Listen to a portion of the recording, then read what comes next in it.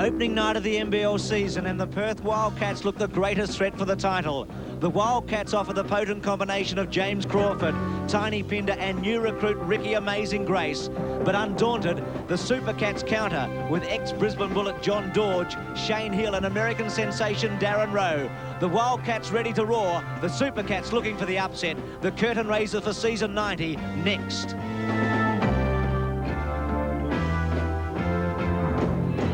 Good evening and welcome to the Ford Club Arena in Geelong for the opening round of the 1990 National Basketball League. Tonight, the Geelong Supercats against the Perth Wildcats, and it's a very good evening to Bill Palmer. Bill, Perth look to be on a roll even before the season starts. There's a lot of hype about this team. There certainly is, Bruce. They have been tipped almost universally by the various pundits around the country to finish on top of the ladder at the end of the regular season. And a good percentage of them think they can go on and win their first NBL championship. On the other hand, the Geelong Supercats had a miserable year 2 years ago, improved quite a bit last year, and I think if we look at their team this year, they really are on the up and up, and if the Perth isn't careful, the Supercats have the capability of upsetting anybody in the league. Let's have a look at the Geelong lineup, and from the back, Hill and Vaughn's. Vaughn's one of the newcomers, Rowe one of their stars, Bateman and Dorge, who comes from Brisbane, then Holker and Hope, Griffin, Parkinson, and the coach, Barry Barnes. John Dorge, the transferee from Brisbane, will play a very important part in the Supercats lineup this year. He's a true center, something that the Supercats haven't been blessed with so far in their history. And if he stays out of foul trouble, that allows the rest of the Geelong players to play in their normal position. If he gets into foul trouble, the Supercats start getting into trouble. The other player to look at new this year to the First National Supercats is Brian Vaughn. He had a very ordinary start, I'd have to say, in the Kmart Classic, the preseason tournament. Since then, he's heated up a lot. He's a player that likes to get out and run the boards and is a very spectacular and high-flying player. Well, I'm sure all their fans through TVW are dying to have a look at this Perth lineup, and it is a star-studded one. Ellis, Grace, Ricky Amazing Grace, Crawford, Pinder and Allen. Grace and Allen, the two newcomers there. Waterson, Torrance, Davis, Dempster and the close and the coach, Alan Black. It really is a power-packed lineup. It certainly is, and it's been a bumper year for the league right around. In the guard position, Ricky Grace looks to be one of the best, and he'll have a lot of competition this year, but he really has come in to replace the legend at Perth, Cal Bruton. He's a player that likes to run fast, good outside shooter, great quickness and penetration. He'll keep the fans on the edge of their seats all year long. The other player new to the Perth lineup is Jeff Allen. He's a real blue-collar banger, likes to work down in the engine room. He gives the Wildcats a target around the basket all the time and allows James Crawford and Tiny Pinder to go out and play their more normal forward positions. The Perth lineup, top to bottom, looks very, very tough. So the opening match, a battle of the Cats, Geelong Supercats against the Perth Wildcats. Perth, the hot favourites, tip off after this break.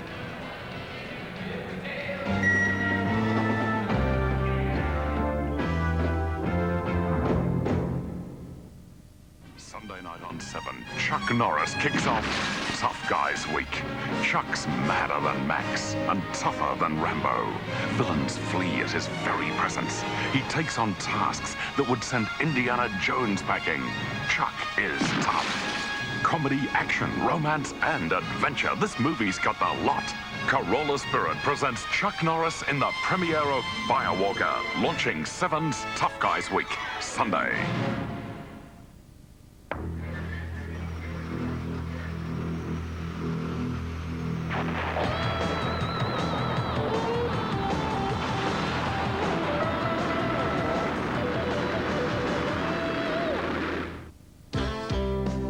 Right now, Tyre Power gives you free cash to spend, giving you more buying power with Powerful Cash. This month, buy a Kelly Steelmark tyre and you'll get powerful cash to spend on a huge range of Tyre Power products and services. Get into your Tyre Power store today and cash in on your Powerful Cash. Don't miss out. Tyre Power, that's powerful stuff. It can get pretty tough out there sometimes, but that's footy. When you go to state league games, you'll be part of the action. You get to listen to the coaches at three-quarter time. And you could even win a brand new footy. But the best part is, You get to play around a little. Remember, kids under 16 admitted free to all state league games every Saturday. Where would you rather be? At the footy.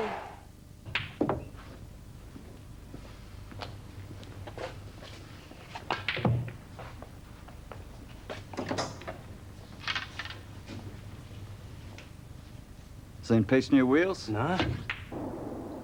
What is it? It's big. A big what? Big 5-seater. Sue loves it.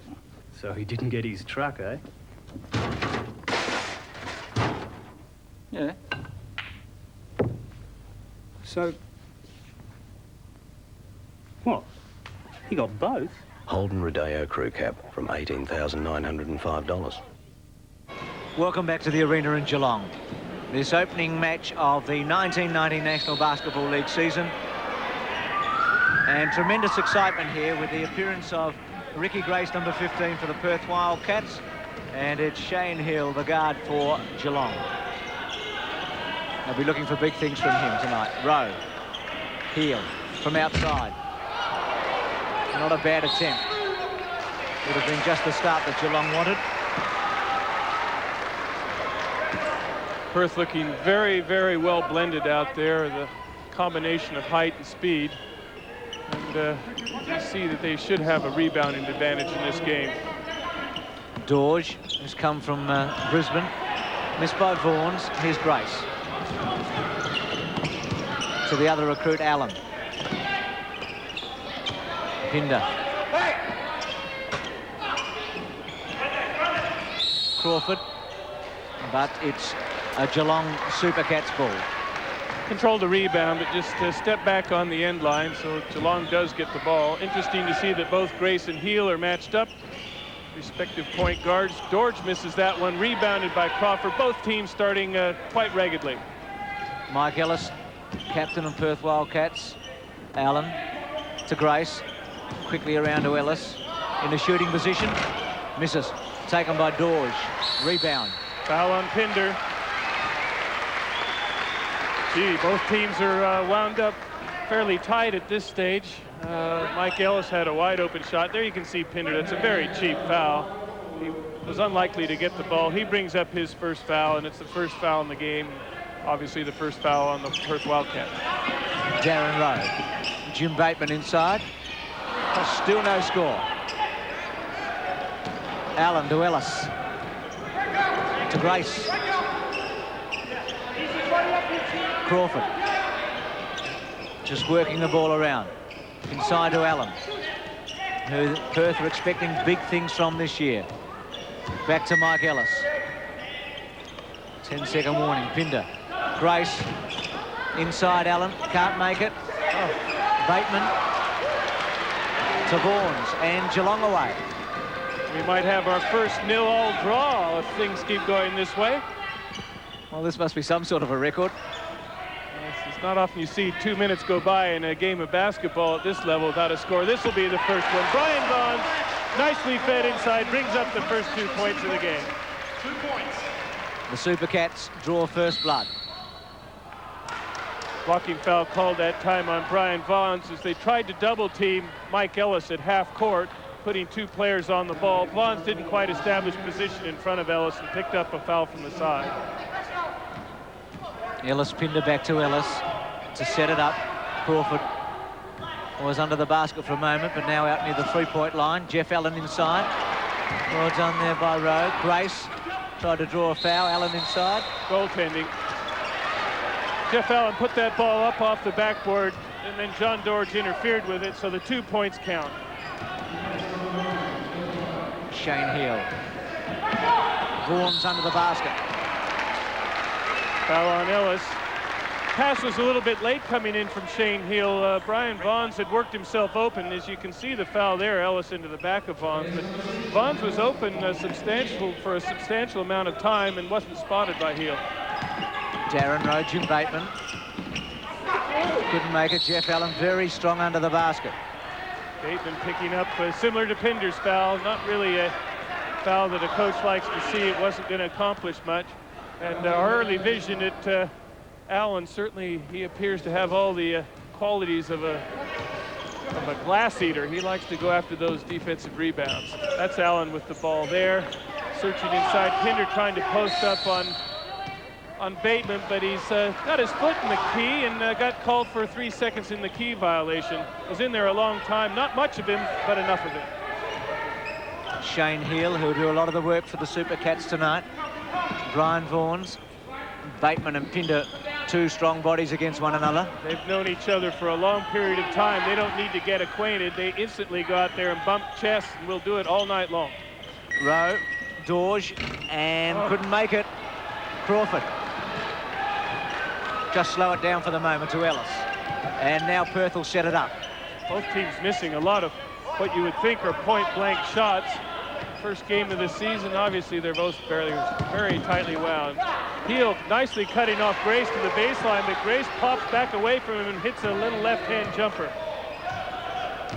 Perth leading 4-2 against Vaughn's. Vaughn's called with a double dribble that time, and with the high dribble, he just let it come to rest in two hands very, very briefly. That's against the rules, so it's a violation, and Perth gets the ball. James Crawford, number 2 in the NBL on the all-time scoring list, one of the legends of the game. Ricky Grace, who might make a name for himself. Crawford, and makes it.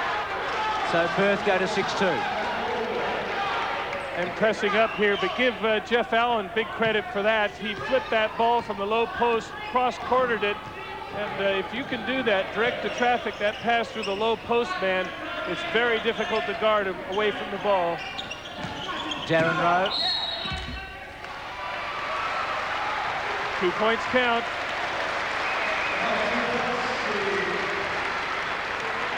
Barry Barnes, coach of the Geelong Supercats. Alan Black, his counterpart for Perth.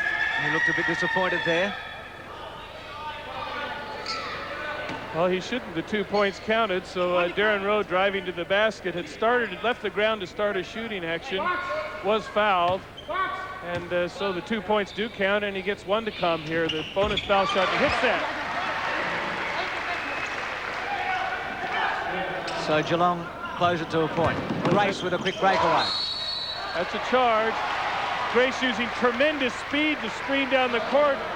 Made one mistake in his calculation. John Dorge was just sailing under the basket. You can see Dorge set in his path prior to Grace leaving the ground, and Grace belted into him. So it was the first foul on Ricky Grace. But the exciting thing there was the acceleration from Grace. Boy, he showed us smoke. Rowe. Dorge. Still Dorge. Crawford very strong under the basket to Ellis. Quick breakaway by Perth. Ellis very well done to Allen. Rowe chips in. Oof. That all happened so very fast. What a series of great plays. Good defense by Allen at the other end. Really talked Dorge out of 2 shots. The fast break generated the other way. Looked like Allen was going to have the easy 2 shots, and out of nowhere came Darren Rowe to swat it away. Trevor Torrance into the game, instantly into the scorebooks. Tiny Pinder off for Trevor Torrance. 8-5 Perth lead. Shane Hill lost control. Lost his dribble, picked it up in 2 hands and dribbled again. And that was a very clear violation by Shane Hill. So the Supercats 3 points in arrears to the Wildcats. And been a very slow opening, but we can't say it hasn't been without interest. Timeout coming soon.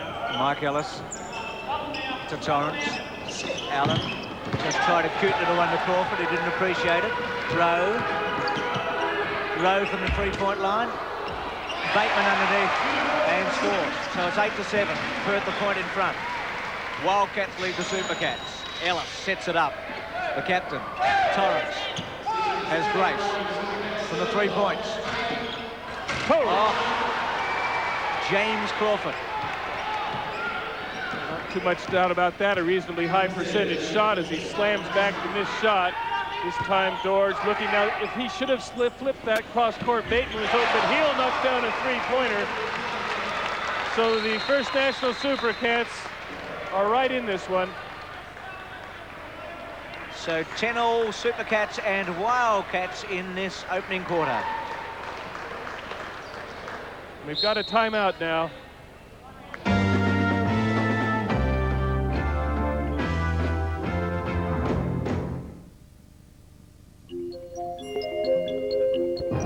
The world's first computerized four-wheel steering system is here in the new Mazda MX-6 Sports Coupe. Imagine the total control of electronic speed sensing four-wheel steering. With the exhilaration of fuel-injected turbocharged power. Mazda four-wheel steering, the ultimate driving experience.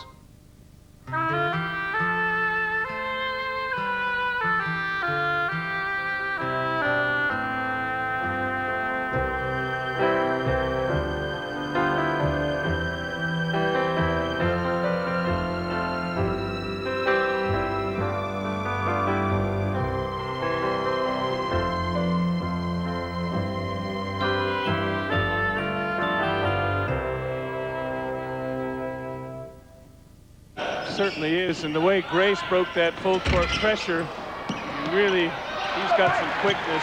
Vaughn this time has the ball slapped away. Grace again in the open court. Foot race with Heel. Heel steps up and into him.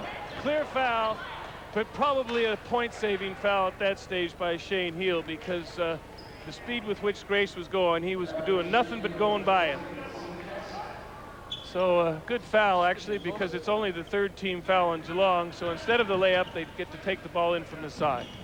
Eric Watterson, who's replaced Mike Ellis in the timeout. Trevor Torrance tries a long one, and 2 points. Both teams applying full court pressure. Watterson harassing Heel. Heel breaks it with a pass. Bateman, good defensive transition by the Wildcats, getting back, cutting off the quick lay-in attack, and now the Supercats will set it up. Through Vaughn's to Bateman. Heel working for him. Heel from 3 points and does it for the second time. He knows this court, I think. Well, he knows where the basket is, Bill. He likes those long shots, and the Geelong fans like it. Rowe, highway robbery on Grace that time. Rowe kicks it off the heel. Good play from the Supercats. Well, Amazing Grace won't like that too much. No, that was a pure pinchery. That was, again, the full court pressure by the Geelong First National Supercats. Watterson breaks it with the dribble, dishes into Torrance. He's smacked, and I think Rowe will pick up that one. And he does. With Geelong leading 15-14. So after a rather quiet opening, this game has really come alive. Shaking off the cobwebs at the start of the game. Trevor Torrance, fouled in the act of shooting, gets 2 foul shots. Makes his first one. Of course, foul shots counting only 1 point. Has a chance to bring up his 6th point in the game, and does. And gives the Wildcats a 1 point lead, 16-15. Heel, Bateman on the break. Has Vaughn's, goes all the way himself and makes 2 points. Geelong lead 17-16. Now Watterson. Snared by Hill. Rowe, this should be very easy. It is, as he makes a big slam dunk, and the fans love it. Supercats getting some percentage work now out of their press. That's better from the Perth Wildcats, breaking it with the pass rather than the dribble, but Crawford will get called with a charging foul. Dorge again lurking underneath that basket, but the ball was out of his hand before the contact occurred, so the 2 points have counted, but Crawford picks up his first foul as well. Geelong lead 19-18. So we'll see the foul shots at the other end, because the ball was out of his hand, so the 2 points count, but with neither team in possession of the ball, the penalty then comes into play at the other end. So John Dorge will go to the line shooting one-on-one and can neutralize that lovely play from James Crawford by hitting both of them.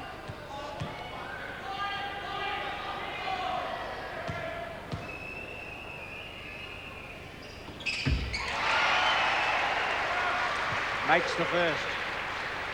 Bruce Holtgren has come on for Jim Bateman for the Supercats. And again, 21-18. Tiny Pinder looking on. Much better press breaking, using the pass that time, Perth, rather than trying to break it from the dribble. Now they'll set up their attack with Geelong back in his own defense.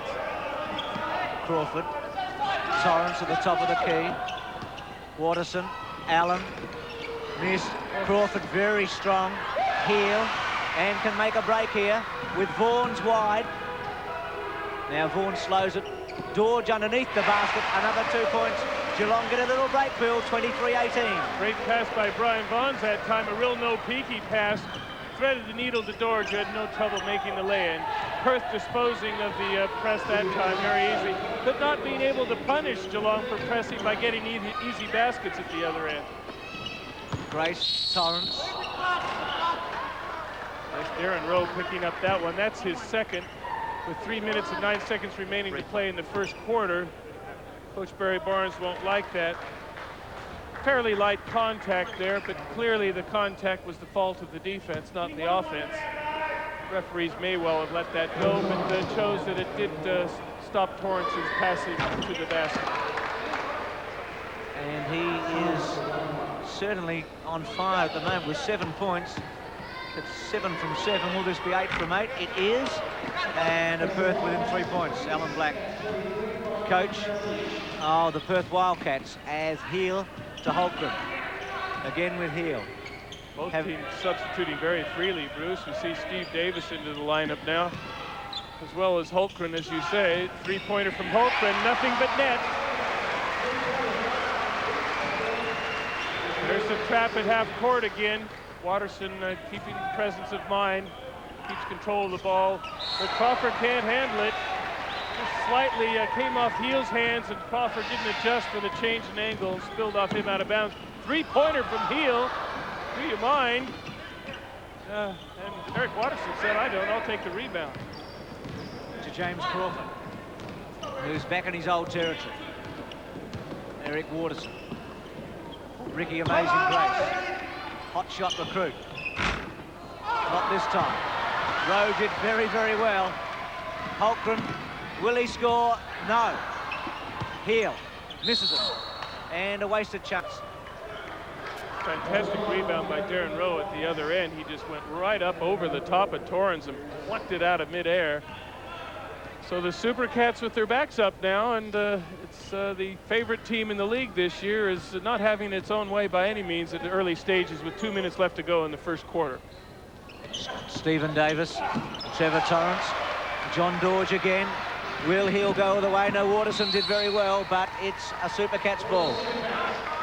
Excellent chasing by Eric Watterson that time. Heel had the lead in the foot race. Didn't cleanly handle the ball and push it in front of him. Watterson was able to just dispossess him at the last second. Perth going into a little huddle, obviously setting their defensive strategy. All five together there. Tiny Pinder shouting out instructions. And they're all pointing in about every angle of the compass, so hopefully they all realize what they're doing. That's Rowe with the ball up over the top. He buys it. And the Supercats stretch their lead to 8. Ricky Grace, Tiny Pinder on for James Crawford. Grace makes 2. At capital C for class. Shane Heel, Bruce Holmgren, Jim Bateman trying to work inside against Pinder. Still with Bateman, John Dorge. Bateman taps it back. Rowe, who's got a couple of fouls against him, but has done a couple of spectacular moves tonight. One when he robbed Ricky Grace, we won't forget that in a long time. Bateman back to Rowe. Not this time. And it'll be a Wildcats ball, but they trail 22-28. Grace again, pass from Watterson, dishes to Steve Davis. That's a goaltend. Second goaltend in the game to John Dorge. And we'll count that basket to Steve Davis.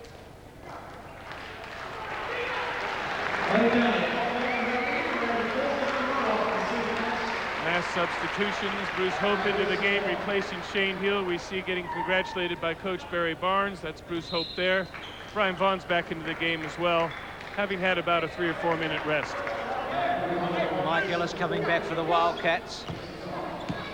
Here's Bruce Hope. First touch of the basketball tonight. Brian Vaughn gets into a shooting position. Pinder under the basket. Good help that time by Perth. Vaughn's getting by his man, but plenty of defensive help from the Wildcats to stop his passage to the basket. Grace dishing to Davis. And we're seeing a bit of the magic that they've been talking about out west from Ricky Grace. Holmgren, Bateman, 2 points. 30-26, Supercats lead the Wildcats. Mike Ellis to set it up for Perth. Trevor Torrance, Ellis, Grace, long shot. Pinder. Who pulled who down? The referee Ian Watts adjudicating.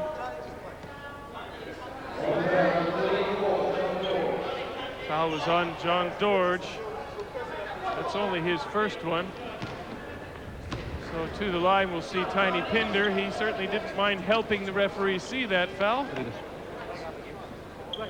And he was fouled in the act of shooting, so he'll get 2 foul shots.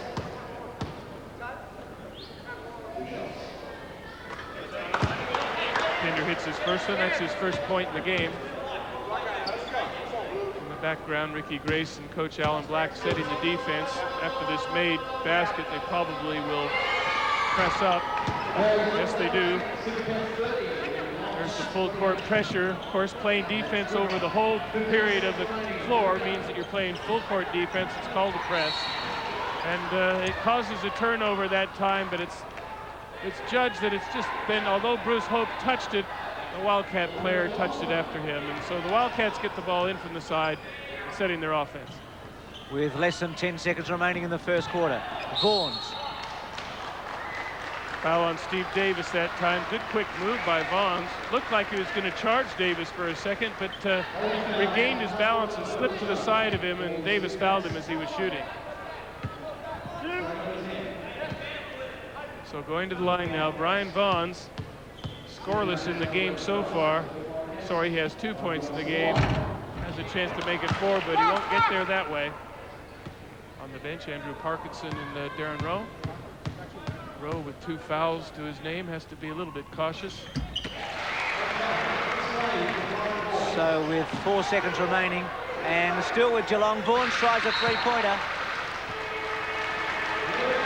And after a frantic first quarter,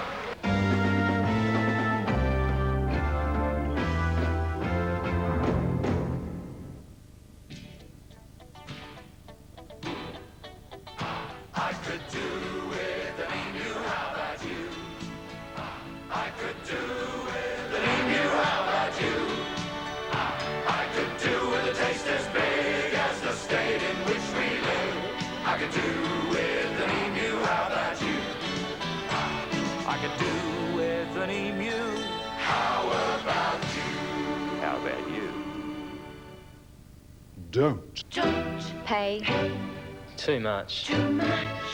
For insurance that gives you full new home and contents replacement for your old home and contents, call Western Underwriters. Pay too much. Call Wendy.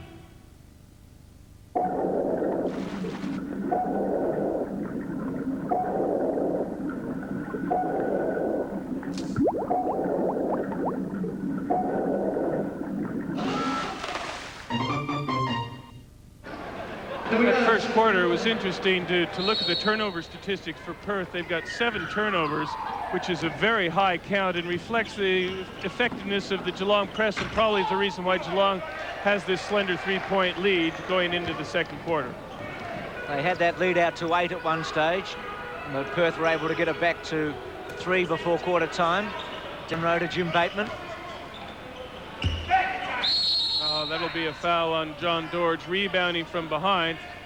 See the value of Jim Bateman. He's not a jumper by any means. He isn't exactly a sprinter either, but he uses his body exceptionally well around the basket, has a few little clever moves, and is able to use his bulk to get around his man and get open shots.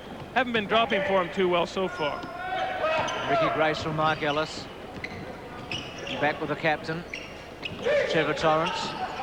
Missed for a change. Grace chips in, and the little man makes 2 points from under the basket. That's what gives coaches gray hairs. We're the smallest guy on the floor. They've got all their big guys in there, but the little guy chips in for a lay-in off a missed shot. Rowe with the ball, working on Torrance down to the baseline. Blocked that time by Davis, but Rowe recovers. 9 points now to Darren Rowe to be the leading scorer for the Supercats. Grace again, fancy drive down the middle, dished off to Davis, and but for some last-minute dramatics from the Supercats, Davis would have had a lay in there. And Mike Ellis has Ricky Grace. Trevor Torrance. Grace top of the key. Pinder. And scores. So it's a 1-point ball game. Perth not coming out in their press this quarter, Bruce.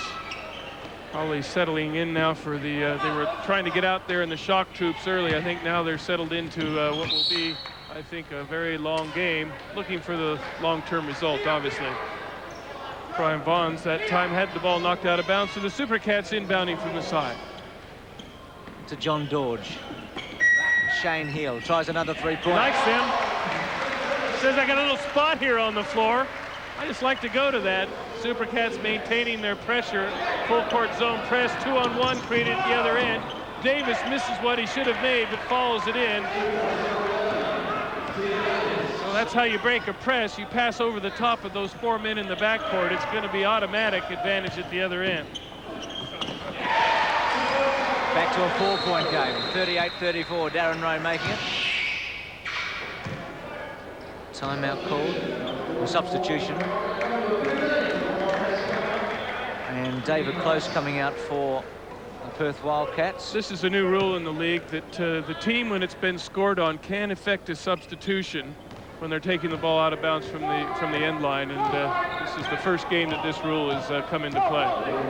And the first time that Ricky Grace has had a break, replaced by David Close. He's a really impressive player so far, isn't he, Ricky Grace? His 3-pointers haven't dropped as much as he would have liked, but they weren't far away. He looks like he knows what he's doing there. A few wild shots from the Wildcats. Pinder eventually tripping back out of bounds, and Geelong gets the ball. Another turnover to the Wildcats, and their number in that column continues to grow. Darren Rowe. John Dodge. Shane Hill. Wasn't quite on that paint spot as he was before. Too close, Bill. Wanted to be about half a metre further Yes, back. I think so. The technical foul was called on Shane Hill. Probably said a little bit in his disappointment, missing that 3-pointer. Might have just spoken up a little too loudly, so the Perth Wildcats get to go to the other end, shoot 2 foul shots, and elect the player that they want to shoot those foul shots. For Hill, that technical foul also counts on his personal foul count, and he's up to 2 fouls in the game. Mike Ellis to take the foul shots. James Crawford and Jeff Allen back on the court for the Wildcats. So back to 3 points in the game. Will Mike Ellis make it a 2-point game? He does. So costly there by Shane Hill. No, not only getting a foul against his name, but 2 points to the Wildcats. Turns Pinder inside out, then Bateman. Misses Vaughn's under the basket and makes the 2 points. So the new recruit for Geelong doing very well. Ellis, Pinder, Allen, back to the basket to Ellis. Wildcats being a little bit more conservative in how they're breaking that press. Obviously concerned about their foul count. They're happy to break it and then set up Pinder with a rainbow that hits nothing but net. 40-38. Bateman. They've got to drop. Those shots have got to drop for Jim Bateman in Geelong. He gets the ball back. Can he make amends? Yes, he can.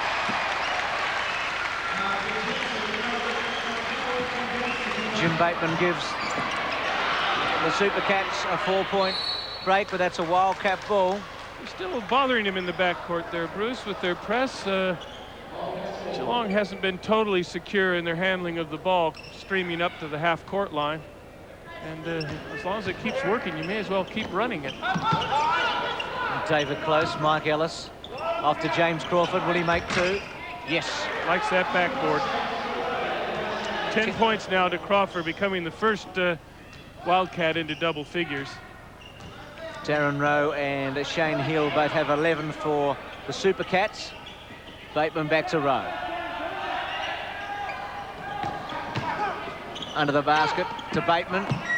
Well done by Jeff Allen, who's looked very useful, Bill, the other recruit for the Wildcats. Yes, without being flashy, he's a hard worker in there.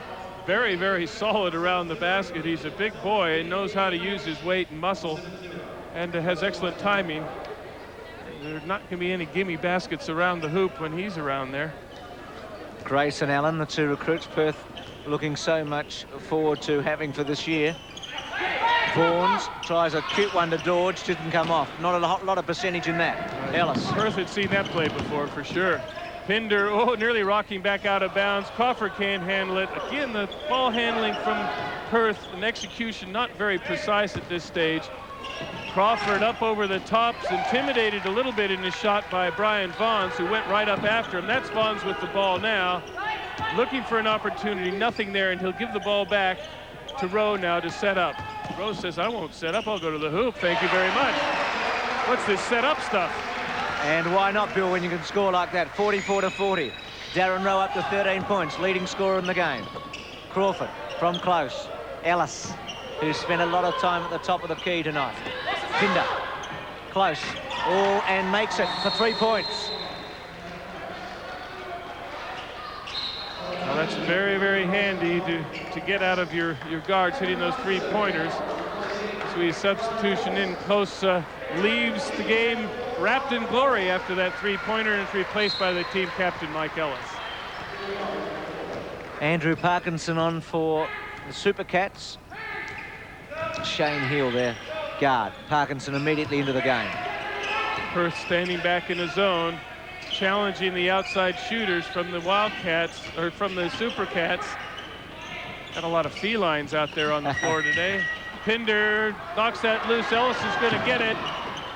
And good play. That was a forced turnover that time. Good defense by the Wildcats. And they now take the lead by 1 point, 45-44. After Geelong led by 8 points at one stage in the first quarter. So Perth have done very well. Rowe, Bateman, loose ball still. Who's that on in there? Pretty big crowd in there. Referees tonight, Ian Watts and Bill Mildenhall. Jeff Allen in screen. Foul was that time was on Ricky Grace, his second. And the ball was bouncing around, but Perth has come out in a unusual front zone. It's a 1-3-1 zone. Grace is actually running along the baseline playing defense, and they're obviously putting a lot of pressure in the guard pocket and the baseline pockets, trying to double team. Jim Bateman hitting his first foul shot of 2. This to put Geelong a point in front. Ooh, Pinder says, give me that. And then gives it to Ellis. So the score's tied again. Geelong not taking a step backwards at all against this favored team. Grace up over the top, can't find it. Ball bouncing around Grace. It bounces to Grace on the floor. Amazing Grace saves that one. Pinder with another rainbow. Misses that time. Crawford cleans up. Perth getting the offensive rebounds and getting a number of shots each time they're coming down the floor, using their great spring out there. That advantage is holding forth at the moment. Grace, lovely penetrative drive. Up to 8 points, Ricky Grace. And really making an impression. Perth lead by 2. Jim Bateman, who's had 9 points in the game.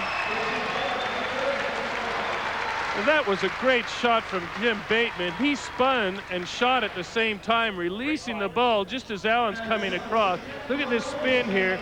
Virtually as quick as he can sight the ring, bodied up by Allen, puts the 2 points in and gets the bonus foul shot. Looked a lot quicker in real time, too, than it did in slow motion. It really was a quick move. He knew exactly where the ring was and turned blind, flipped that ball off the backboard. But misses his foul shot, so it got a little bit sour for him. Scores tied again, 47 apiece. Ellis to Grace, the two guards together. This is the glamour recruit from the United States to another American recruit in Allen. Foul that time on Brian Vaughn. Let's see if the referees call it a shooting foul. They do, so Allen will go to the line shooting 2. Question there is, had Allen attempted to start his shot? And the answer is yes, because there he is on the line shooting 2.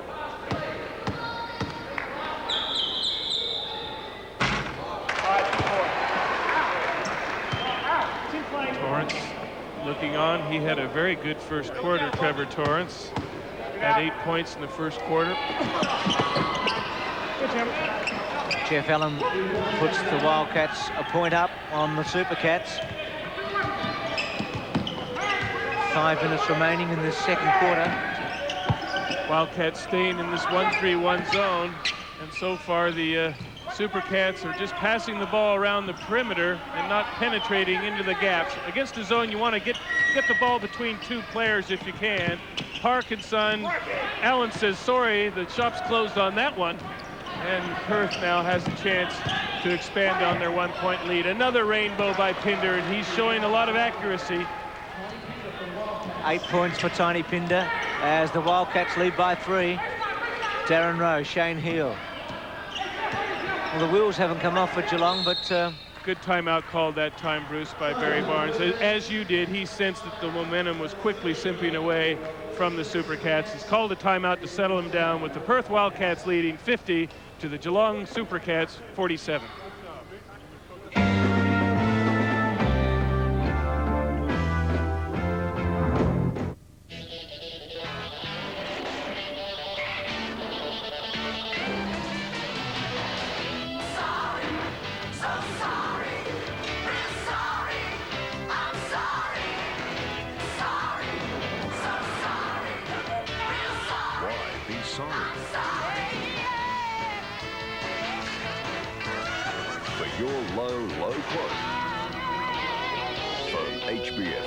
Insurance now.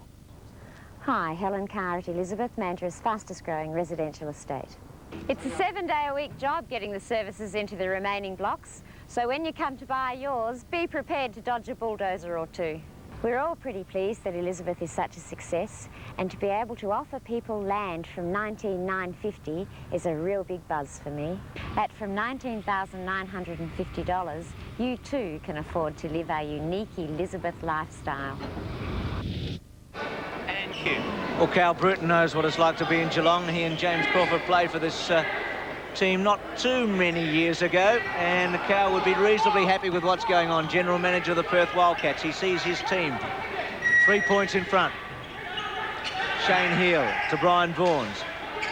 Darren Rowe, will he make a three-pointer? No. I'm sure that the Perth Wildcats would love Darren Rowe to stay out there behind the three-point line. That's where you get hurt, is that penetration, getting the ball inside of the 1-3-1 zone. I might describe that for you. A 1-3-1 zone means that there's a player at the top of the key guarding the zone areas. We see Bateman coming in and getting fouled from the side. And there's one player at the top of the key, then there's 3 in a line across the foul line. Of course, that responds a little bit to the position of the ball and the position of the players. And Ricky Grace, the little guard, is running along the baseline. And that zone, it just gives you have to attack it from different angles as you would a normal zone, which basically has 2 in front, 1 in the middle, and 2 behind. You'll be tested on this later, Bruce. Taking it all down, Bill. Jim Bateman makes 2 from the foul line, takes his personal total of 13. So he's tied Darren Rowe in that respect and brings the Supercats within a point of the Wildcats. We might make mention that Tiny Pinder picked up his 3rd personal foul. So with 3 minutes and 50 seconds remaining to play before halftime, Alan Black would be considering resting him. Allen inside, he barged his way in, no score. He barreled over Jim Bateman, picks up his 2nd foul. And the determination was, as Alan Black disputes the call, that Allen hadn't released the ball yet, so even though the shot went in, it's disallowed. So still a 1-point game. See that zone there, Ellis on top, the 3 in line as we see Heal shooting him out of trouble. Now they won't want to see, I was saying they wouldn't mind Darren Rowe shooting for 3 points. They won't like Shane Hill getting a good look from out there. The 4th time tonight he's done it and has put the Supercats 2 points in front. Ellis to Grace. Yes. So 3 to Ricky Amazing Grace. He's up to 11 points. So the 2 guards are having some fun from the 3-point line tonight. Shane Hill and Ricky Grace. Now will Shane try it again? Not this time. He nearly did a doo-wah-diddy step on that one. He was probably lucky not to get a travel call. That penetration inside to Bateman, that's what kills the zone. Great pass to Darren Rowe. And Jim Bateman up to 15. Geelong to 54 as we see the replay. That's what kills the zone, that penetrative pass inside. We see Jeff Allen getting a rest now. Geelong picking up 3 minutes exactly to go before halftime. And the Supercats hanging on. It's a foot violation and no foul there called. It's just an automatic out of bounds to Perth as Vaughn's used his foot illegally. Trevor Torrance, Mark Ellis, Tiny Pinder tried to lay it off to James Crawford. Darren Rowe calls for Shane Hill to make some ground. Another 3-point. Will he make it? Oh, yes, he does. That's the 5th time in the first half. This has been an exciting performance. And Shane Hill's up to 17. Foul on Andrew Parkinson, taking some of the sting out of Hill's 5th three-pointer. For the Geelong team, that's their 3rd team foul. So we've got a timeout now with 2 minutes and 30 seconds remaining to play in the corner.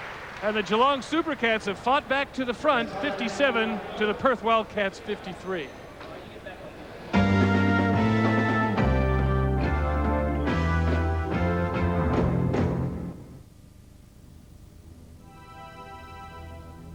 Out of Mazda's total commitment to designing cars with imagination comes outstanding style.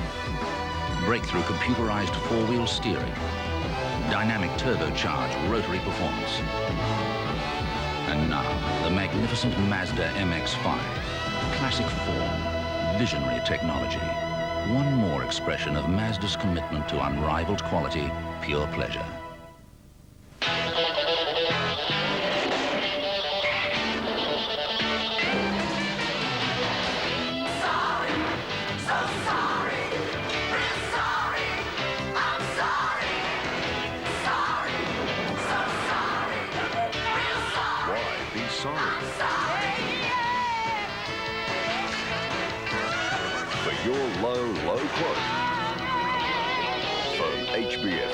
Insurance now.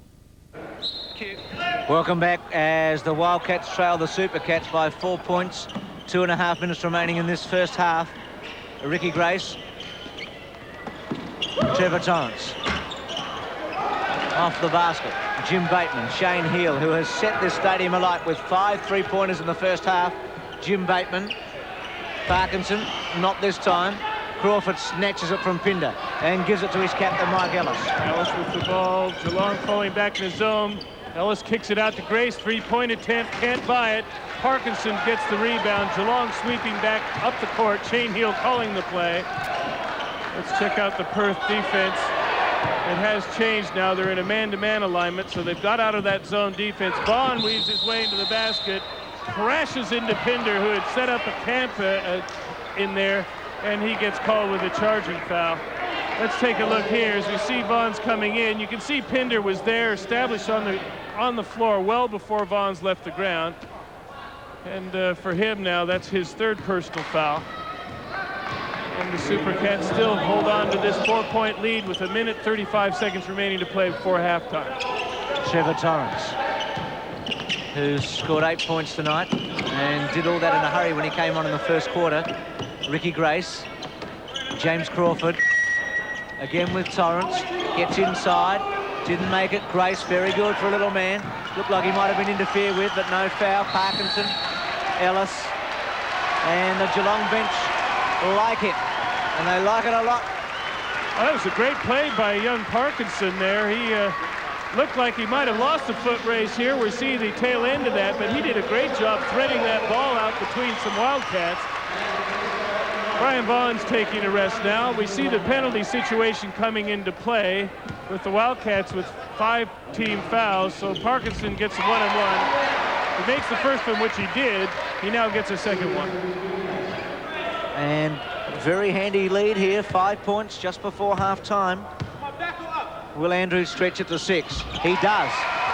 So a great play there by Andrew Parkinson and takes maximum advantage. Ellis to Torrance on a quick breakaway. Geelong regroup. Back to the skipper. Ricky Grace. Didn't make it. Crawford couldn't control it. Heel to Rowe. Things just working a little for Geelong. Oh, crash of bodies here. Collision. Let's take a look at it now. I think they're probably going to call Mike Ellis for stepping up and into him. Close play here. Yes, that's a good call. You can see Rowe with his head and shoulders past him. It was a good little bump there. Ellis picking up his third personal foul. And again, we see the one-on-one situation coming into play.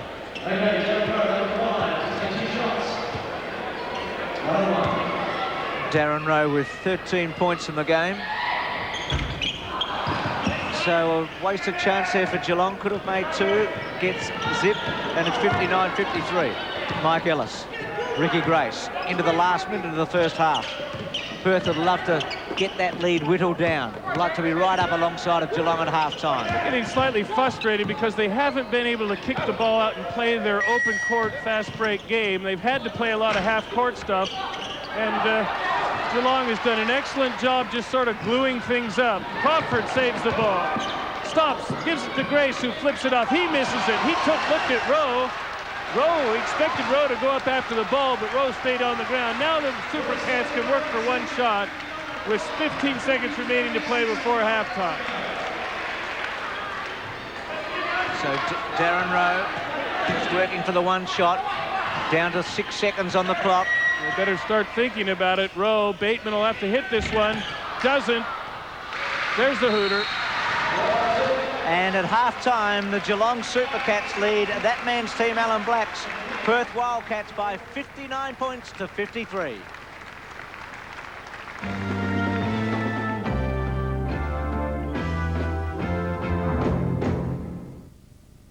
Paul Newman, retired 25 years ago for being too good a pool player.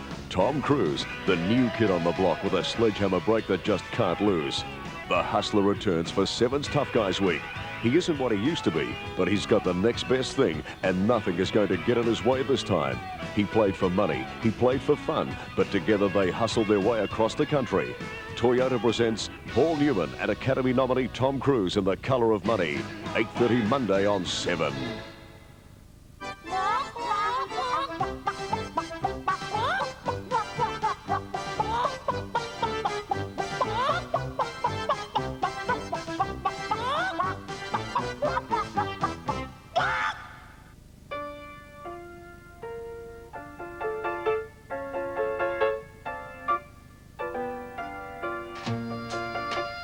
It's a style. It's a color. It's a feeling. It's a look. It's a fit. It's a winter like no other at a Hearns. Now Arthur, he studies the weights, and Narelle swears by the barrier draw. Some go by the trainer or the jockey or the weather. Not me, I'm the student of form. Now Cynthia believes in good omens, and Teddy takes a punt on the name. Yeah, we've all got our hobbies, but our favourite game is winning money at the TAB. You're on a winner at the TAB. You're on a winner like me. You're on a winner, whoever you are. You're on a winner at the TAB. Yeah. Can't beat it. The feeling you get from a Coca-Cola. You can't beat the feeling. You can feel the whole world laughing. Sharing joy with a friend. You can't beat the feeling. You've got it. You can't stop it. The feeling you get from a Coca-Cola. You can't beat the feeling. And welcome back to the arena in Geelong with the news at half-time. The Geelong Supercats 59 lead the Perth Wildcats 53. 6-point margin. Here's Bill Palmer with the coach of the Perth Wildcats, Alan Black. Alan, it's not much time before the second half starts, but you'd probably be reasonably disappointed in your fellas. Couldn't connect on close shots and didn't handle the ball very cleanly. No, their press worked fairly well. We expected them to press, and I thought we'd handle that a lot better. We missed about 4 or 5 easy shots that could have put them away. Well, you've come from behind in almost all your preseason games, haven't you? Now it's the real time. You obviously have plenty of reserve, a deep bench. We do, and we're ready to go. Best of luck in the second half, Alan Black. Back to you, Bruce. Bill Palmer with the coach of the Wildcats, Alan Black. James Crawford is one of the enduring characters in the NBL. Let's see if he'll have a big second half as we take a break from the arena in Geelong.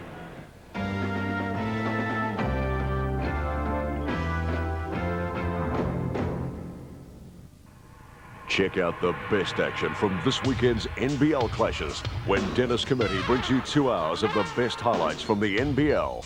Mazda, McDonald's, FAI Insurance and Coca-Cola bring you the NBL Sunday night replay.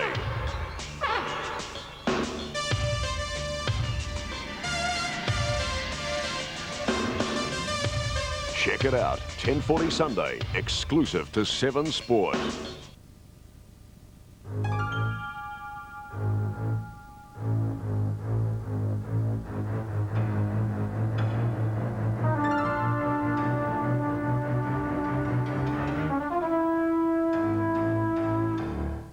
If you want a beautiful garden, you need to build up your soil. The best way is to buy blended soils and mulches from Alco Soils and Garden by the truckload. For new gardens, Garden Starter Mix. Big 3-metre loads are only $88 delivered. And save water with new Jungle Mulch, $129 delivered. Plus moss rocks, paving bricks, new sleepers, limestone blocks, lattice and bagged fertilisers. Add value to your home with Alco Soils and Garden, open 7 days a week. Start of the second half here. It's George versus Crawford and the First National Supercats with a 6-point lead. But the first possession goes to the Perth Wildcats. That's Ellis with the ball. Grace guarded by Shane Heel as the Supercats start off in a man-to-man defense. Pinder has the ball slapped away from him by Bateman, but Ellis recovers. 10 seconds count coming up on the shot clock. There it is. Allen has the ball tossed into him, but it came off John Dorge. The pass was well and truly a stray, but Dorge just reached in, but the 30-second clock won't be reset. There's 8 seconds on it, so the Wildcats have 8 seconds to shoot. Allen with the ball a long way, count going down. Does Grace know he must? Three-pointer, it goes down. Brilliant play by Ricky Grace with only a couple seconds remaining on the shot clock. Brings up his 14th point. Bateman with the ball. Around the key, inside to Dorge. He's been quiet offensively. Rowe now. Dorge guarded by Allen, kicking it out to Bateman. Comes down the middle, can't find it. Allen cleans up for him. Slapped away by Dorge, and the Supercats recover. Heel with another three-pointer. He was 5 for 7 from the three-point line, is now 5 for 8 as the Wildcats get the ball. Captain Mike Ellis. So that 6-point margin down to 3. Alan Black will be looking for a big third quarter here. And foul called. Foul called on Darren Rowe. That's his third, and the 2 points count. Very athletic play by James Crawford, bringing up his 12th point. Fouled in the air, changed his shot, rode through the physical contact, banged it off the backboard, and it counted, and he gets the bonus foul shot for being fouled in the act of shooting. That foul shot never looked likely at all, Bruce. Supercats now. Brian Vaughn's with the ball. 5 points in the game for him. Coach Barry Barnes be looking to get a little bit more offense from Brian Vaughn's, one would have thought. Heel now with the ball. Guarded very closely by Ricky Grace. Grace, a very good defensive player. Face guarding Heel that time, but not making contact. Rowe this time, guarded by Crawford. Can't control the ball.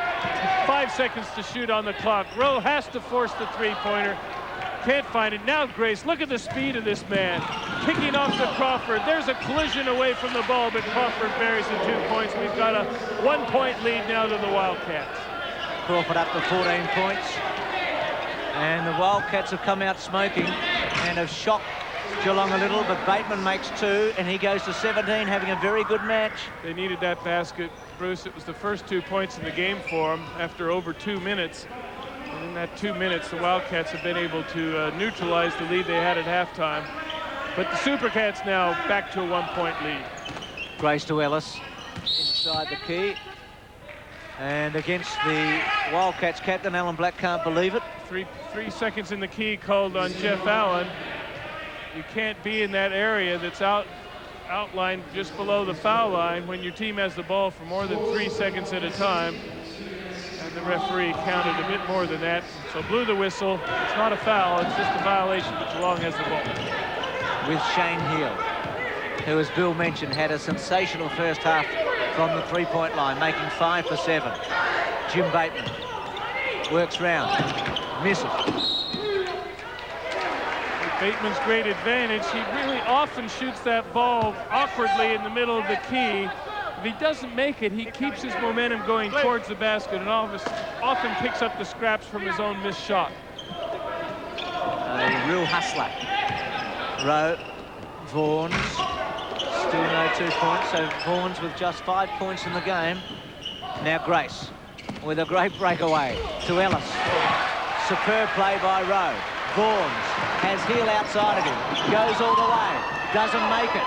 George should clean up for 2, can't do it. Crawford, now Vaughn's, whose ball will it be? It'll be Vaughn's Perth. came from out of bounds to collect that ball. Geelong really should have made a basket there. I think so, particularly John George with the follow shot. He probably, instead of fading away, he really could have pushed it in off the backboard. And the Supercats clinging to this slender 1-point lead. And that ball's hit the support, so they'll get the ball back. Ricky Grace, prize recruit for the Perth Wildcats this season. He hasn't really been able to take full advantage of that obvious superior speed he has, because the defense up the court by the Supercats has been very gluey indeed. Rowe forcing one, can't find it. Everybody up above the ring. Over the top foul called on Darren Rose. He chased the ball in. That's his 4th, and he's in big trouble.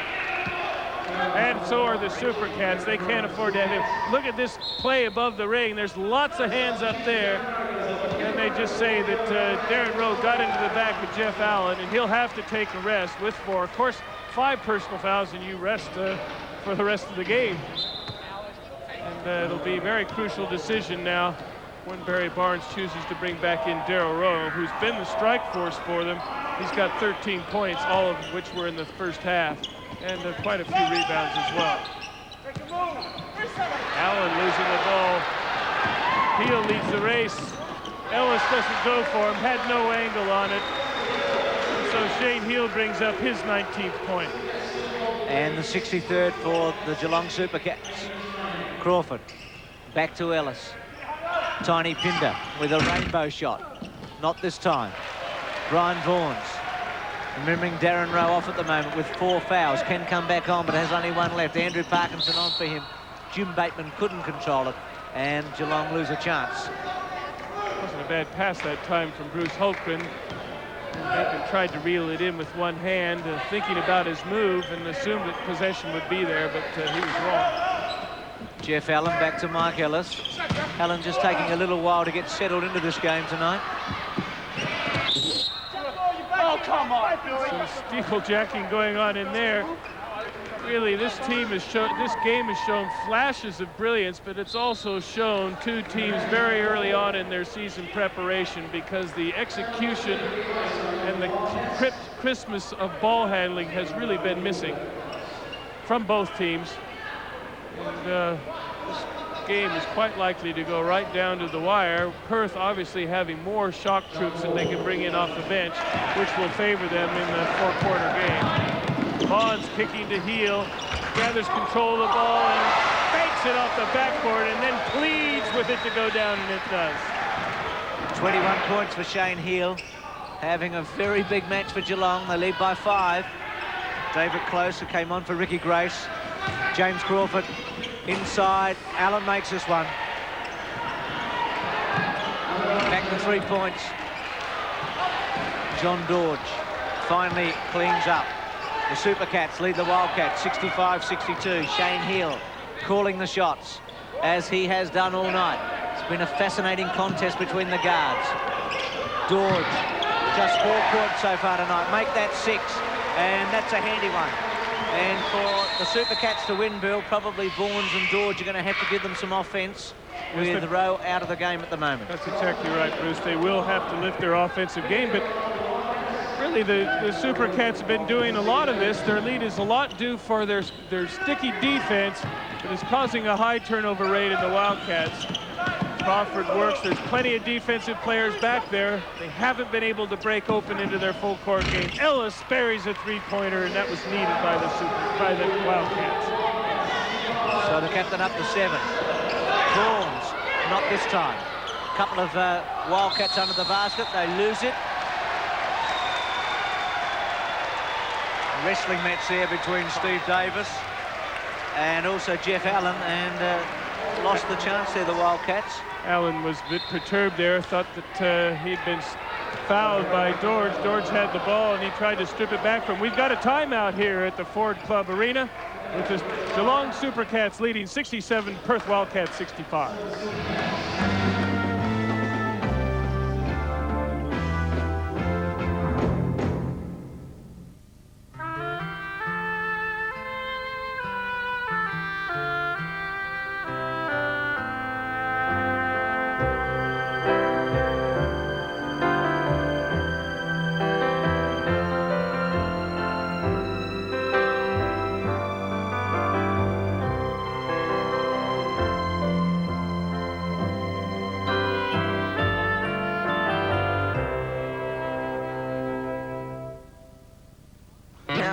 He studies the weights, and Narelle swears by the barrier draw. Some go by the trainer or the jockey or the weather. Not me, I'm a student of form.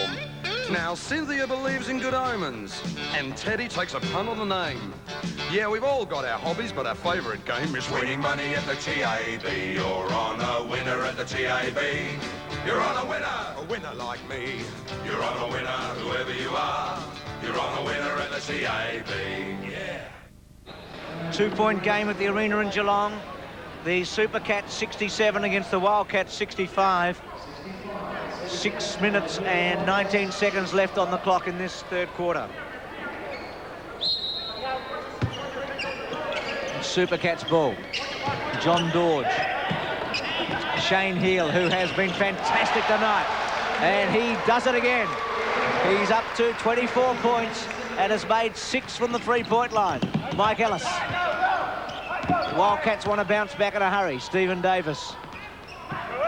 Ellis. Allen. Robbed by Dorge. Heel. Will he try it again from the three-point line? No to Vaughn's. Just slows it up a moment. Dorge. Heel, who has been in superb form tonight. Brian Vaughn's. John Dorge goes in and out, and James Crawford makes the rebound. Crawford sucking that in and dribbling up the ball. The court showing his versatility. Ellis now close behind the three-point line. Had a good chance to study it and buried it. And he's hit 6 points for the game from 2 three-pointers. Vaughn's with the ball now. He tries a three-pointer. That one doesn't stick. Allen cleans up. Gee, he looks big and tough when he goes after those rebounds. There's a real wide body out there. Davis this time with a 15-footer. Crawford cleans up, surrounded by blue shirts, and gives up and kicks it out. To close. Allen. 3 Supercats putting pressure on. Here. Will he make the 2 points? He should. And he does. Up to 26 points for the game. And the Supercats still lead by 4. Very clever lay-in, used his body very well to shelter the ball from David Close that time. Foul on Dorge. Right into the back of Allen. His third foul. And the Supercats really are doing an excellent job in taking the Wildcats out of their preferred style of game, particularly in closing those passing lanes off inside. Barry Barnes just checking on how many personal fouls against John Dorge. Ellis, Crawford, trying to set himself up for a shot. Another three-second violation called on Allen, malingering a little bit in the key area. Bateman, ball movement from both teams a little bit slow. Bateman, one of those little moves of his around the basket where he uses his body exceptionally well. He's got 19 in the game. And the Supercats are really keeping their momentum high as we see substitution in Ricky Grace back into the game for the Wildcats. For Mike Ellis. Grace with the ball. The Wildcats trailing by 6. No need to panic just yet. Foul that time on Holtgren. His first. Geelong's third team foul, 4th team foul in the quarter. And there's still 4 minutes and 15 seconds remaining to play, so that the Supercats in the penalty situation, any more fouls like that will result in one-on-one foul shooting by the Perth Wildcats. Close. Allen. Davis works it to Grace. Vaughn's done very well. Robs it from Grace. Then goes wide to Heel. Blocked very cleverly by Grace. And Ricky Grace then showed his speed to get from one end of the court to the other after being robbed. And doing a similar job. Substitution. Jim Bateman getting a great hand, and so he should with 19 points tonight. He's hustled and bustled all night. John Dodge. Heel. Vaughn. 2 points. Up to 7, and they need Brian Vaughns to make some points here. They lead by 8. Grace with pace, but Holtgren. And things just at the moment, Bill, are going with the Supercats. No question like that. The momentum's flowed back to them. Ricky Grace on the move all the time. No passing lane, Geelong, as they have all night long, been able just to get into those passing areas and deny those easy passes. Now we see a foul from Parkinson, and this is where the bonus situation comes into play. They'll walk the 80-odd feet to the other end of the court and shoot one-on-one after this timeout. With the scores now, the Geelong First National Supercats 76, the Perth Wildcats 68.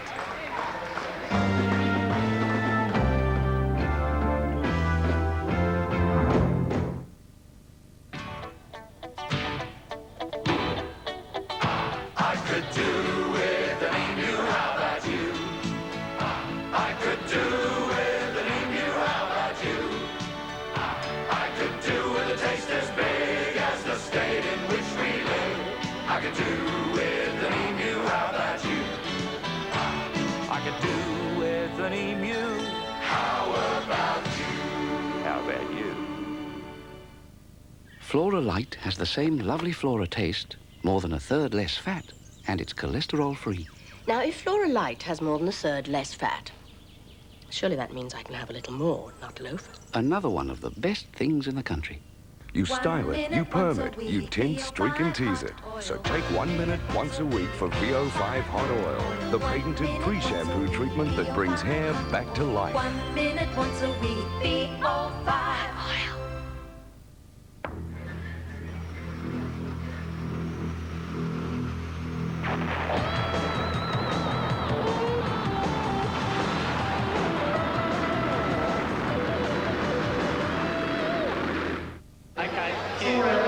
Supercats with 9 turnovers, Wildcats with 17. Very interesting statistics there. It reflects on Geelong's ability to clog up the passing lanes and slow down Perth from their running game.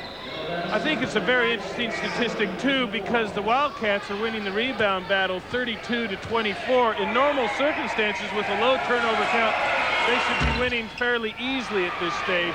But, of course, the Supercat defense and the Perth probably not working terribly well offensively with great execution has reversed the result. Strength by Dodge to take it off Torrance. 7-point game, Supercats lead. Heel, who has been quite outstanding tonight, misses that one.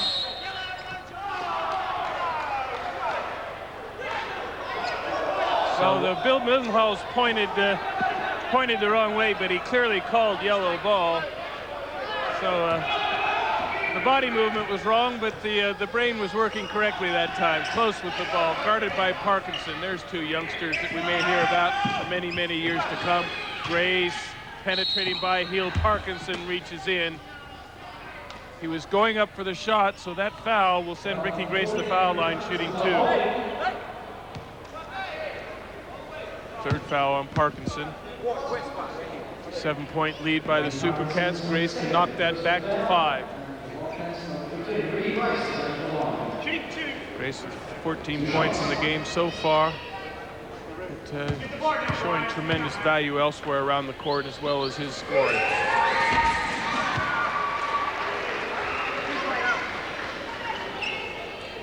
Three rebounds. Primary function out there in the game. It is his primary function is deliver the ball up the floor, and put it in the middle of the hoop as much as possible. And he did that. Takes his score to 16. Parkinson, heel. George couldn't take it.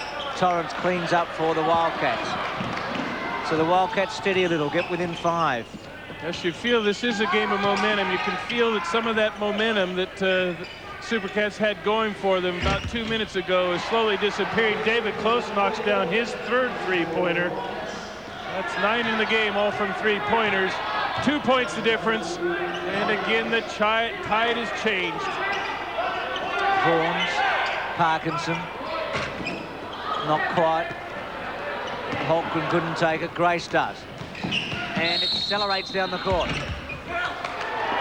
Bruce Holmgren just strapped a saddle on him from the side coming down the court, picked up the foul, and Grace will go to the line shooting one-on-one, has a chance to tie up the ball game. We've missed the foul on the replay there, but nevertheless, Grace will go to the line shooting one-on-one. 7th team foul for the Supercats, and it's costing them dearly. The one-on-ones, Bill, have really enabled the Wildcats to steady and get right back into this match. Well, Alan Black in our halftime interview was very confident that he had the horses to win the long race. And, if they are to win, it will be by weight of numbers that does it for them. Trading by 1 point. The Wildcats 75, Supercats 76. Jim Bateman, who has been one of the successes for Geelong tonight. Shane Heel, Andrew Parkinson, with David Close attending. John Dorge, Grace hustling and bustling. Bateman inside makes it again and takes his score to 21. So it's a big game for the veteran. Grace to Torrance. Travel against the Wildcat. So still a 3-point game, minute 36 on the clock. And a vital period in the game here. If Geelong can steady and get a couple more points in front, it'll be a handy little break. Bateman. Barry Barnes screaming out from the bench that he wants him to make full use of the ball. They're doing it. They're eating up the clock. Heel misses a three-pointer, but Bateman again using his body comes out with the ball. Parkinson to Heel to Bateman. They've got another 20 seconds on the clock. 1 minute to go before the end of the third quarter. Scores inside, fouled in the act of shooting by Ricky Grace. The 2 points will count.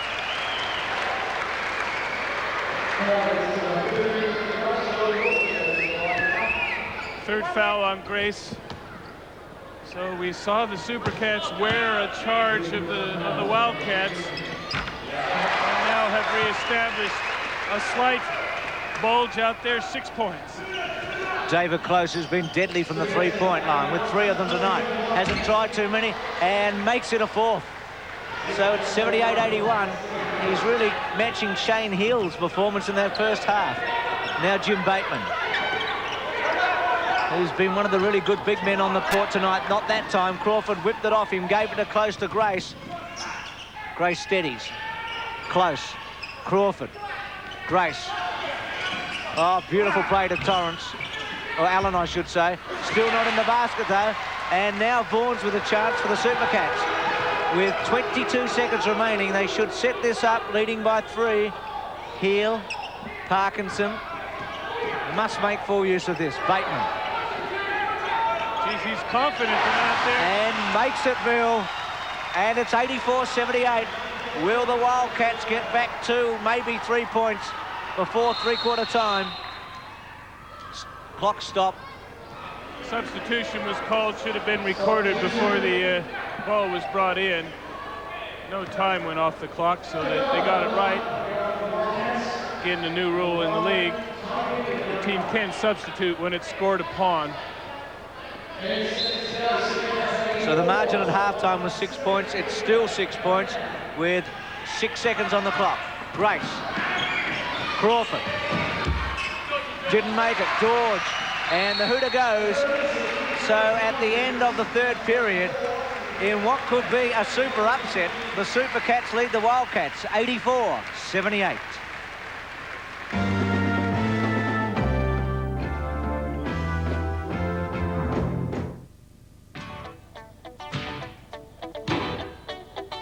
I could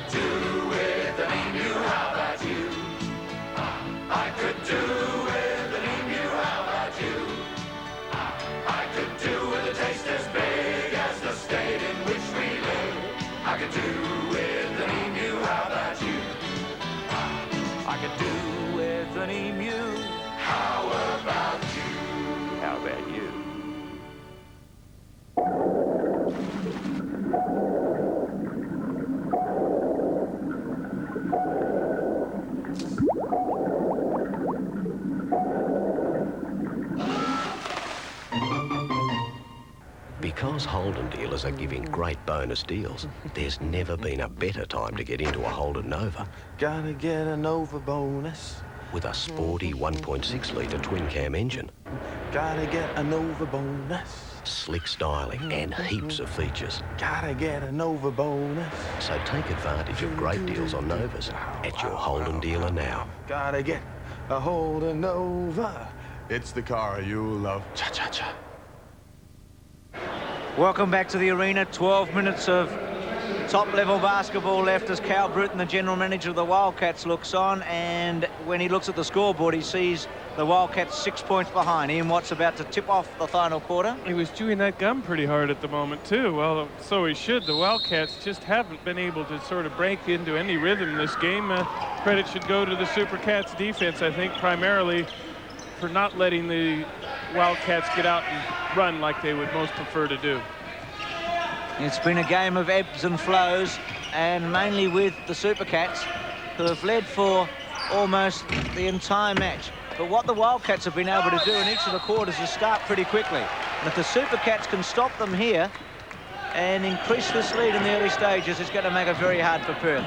And when will Barry Barnes bring on Darren Rowe, remembering he's got 4 fouls? Well, I think that he'll certainly wait perhaps a little bit longer now. There's no reason to bring him in at this stage until he reads how the momentum's going in this final quarter. It's a nice haste to have up your sleeve. Another three-pointer by David Close. 15 points from 5 three-pointers. And he hasn't had very many more shots than that from the three-point line. Almost 100% record. Shane Heal, Andrew Parkinson. This is where the numbers that the Wildcats can throw at you come into play. Fatigue starts becoming a factor, particularly this early in the season. Nice fake by George. Good fake, pumped Crawford way up into the air, went around for the easiest of lay-ins. Takes his points up to 11, and it'll be a Perth ball. So bad luck there for Geelong. One thing Geelong's doing a little bit better now than they did certainly in the first half and most of the third quarter is that they're contesting more evenly on the boards. There's a classic misunderstanding between the point guard and the forward. We've got a substitution now called, so Darren Rowe, the ace in the hole as it were, comes in. He rested the first minute and a half, the fourth quarter. He's on 4 fouls. He'll have to be cautious. It'll be interesting to see who he picks up with his defensive assignment. Brian Vaughn's recruit this year, George, but Grace does it well and should score 2 points. And does. He certainly did. The little man nearly brought down the backboard. I think he's going to bring down a few houses around the country this year. He is an exciting prospect. 19 points tonight. A very, very solid start to his NBL career. Bateman, Rowe. Now Rowe's got to get full value out of himself here. Can't afford to foul and must make some offensive points. Dorge. And he's made it again. So Dorge has got himself up to 13 points, Bill, and has played a very good last 10 minutes or so. And he's not being intimidated by the high leapers on the Wildcat side. We've got a substitution. Again, the rule is not being administered very well. It's first time in. Obviously, that hooter should go as soon as the team scores and the substitute be effective. But we see subs now from both sides. And back into the game comes Mike Ellis, and John Dorge takes a rest, and he did a very good period of play for the first 2 minutes of the fourth quarter. And the Supercats now slipping back into their zone defense. Pinder's corralled by Vaughn's. Ellis kicking the ball around the perimeter. Grace looking dangerous every time he touches the ball. Ellis with the three-pointer, can't buy it. Bateman using his body position to get the rebound in spite of Crawford being able to jump right over the top of him. Rowe inside to Vaughn. He's been quiet offensively, but done some good work defensively. That ball's come off a Supercat, and the Wildcats will bring it in. They're 5 points in arrears with 9 minutes and 20 seconds remaining to play. Mike Ellis. Ricky Grace. Other side of the court to Torrance. Ellis. Grace. Foul called on Brian Vaughn. That's his fourth foul. Grace getting great penetration off the dribble. thought he was home. Vaughn came back over the top and collected him on the arm, so that Ricky Grace will go to the line shooting 2 foul shots. That's the first team foul on Geelong in this quarter. Of course, fouls enter into the game at this stage, with players now getting on to 4 fouls. And obviously the team getting into the penalty situation first is at a certain disadvantage. 20 points and 4 rebounds for Ricky Grace. And he doesn't miss many from the free throw line, and it's 88-85, 3-point game. Shane Heal. How the Supercats would like another 3-pointer from him in the next couple of minutes. Brian Vaughns. Bateman. At this stage, they need a percentage basket from anywhere, just to steady down, just to take a little of the wind out of Perth's sails. As you do get the feeling that Perth is slowly getting their composure and confidence back. Rowe inside, can't buy it. We've seen a poultice of point blankers missing. Ellis all the way to the basket and buys it. We've got a 1-point ball game. Well, as Bill said, Geelong have just got to make a steady play here for a basket and get that momentum back. It's with Perth for the moment. Timeout as Perth Wildcats get within a point of the Geelong Supercats. It's 88-87.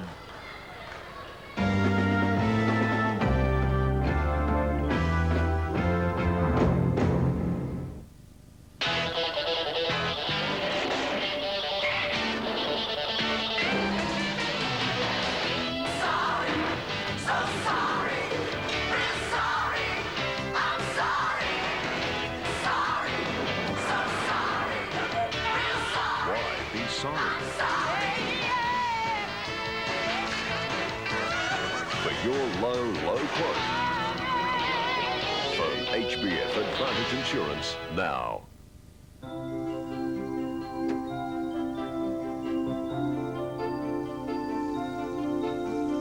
When you bring out Watsonia, you bring out your best. Bring out the best.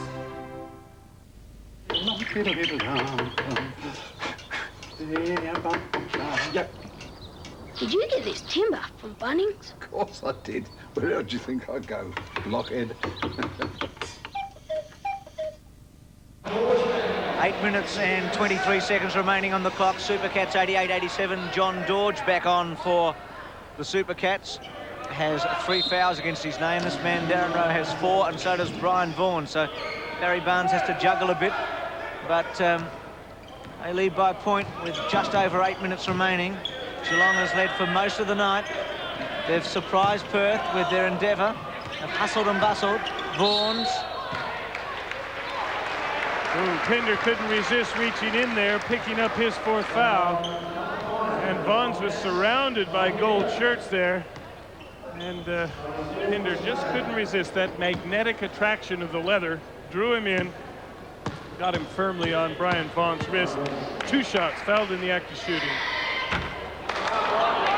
Oh, why do coaches lose their hair? Fox, pinch team, pinch team. Makes that. Just 8 points for Brian Vaughn tonight. 2-point game. Ellis, Grace, Torrance, Ellis, top of the key, Torrance. Tries a 3-pointer. Vaughn's rebound. Heel. Geelong need a percentage shot here. Set it up. Get themselves with that little buffer again. The Wildcats certainly aren't going to make it easy for them. Tipped out of bounds that time by Mike Ellis. 19 seconds remaining on the shot clock and 7 minutes and 45 seconds remaining on the game clock in what has become a very intriguing struggle with the tide shifting and changing continuously. Air ball from Darren Rowe. He can't believe that he missed it that far. Grace at the other end. No time to commiserate.